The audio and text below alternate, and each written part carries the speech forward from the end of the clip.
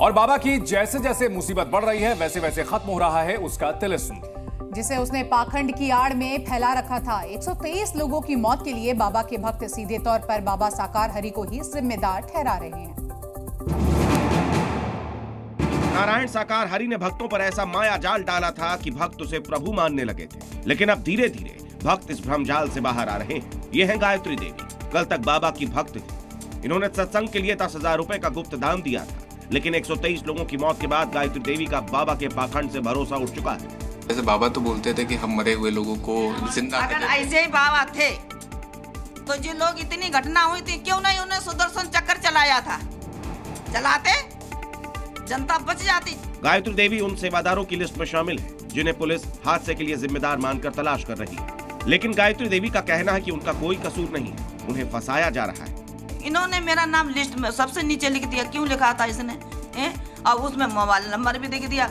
हमारे पैसे हम जब दान दिया फेंक देते हमारा। दरअसल हाथरस में भगदड़ के लिए पुलिस बाबा के कार्यक्रम के आयोजकों को जिम्मेदार मान रही है। पुलिस की तरफ से 78 आयोजकों की लिस्ट जारी की गई है, जिसमें गायत्री देवी का नाम भी शामिल है और उन्हें दोषियों की लिस्ट में शामिल किया गया है।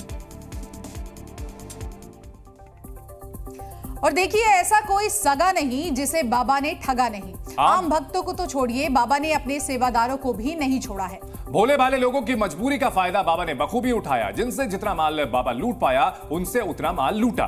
लेकिन बाबा के इस बहकावे में मैनपुरी के लोग नहीं आए हैं। रिपोर्ट देखिए। मैनपुरी के बिछवा गांव के लोग शुरू से ही बाबा को परमात्मा नहीं बल्कि पाखंडी मानते थे। इसीलिए बाबा के आश्रम के आसपास रहने वाले लोग कभी बाबा का चमत्कार देखने ही नहीं गए। गए हो बाबा के आश्रम? नहीं, मैं नहीं गया। क्यों नहीं गए हो आप? मैं उन पे विश्वास नहीं करता हूँ। Not believe. बताते बाबा बड़ा चमत्कारी है।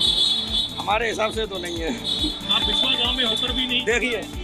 देखिए ऐसा है, कोई इंसान साधु हो सकता है, संत हो सकता है, लेकिन वो भगवान नहीं हो सकता है। तो वो अपने आप को भोले बाबा बोलते हैं, तो इसलिए मैं नहीं मानता।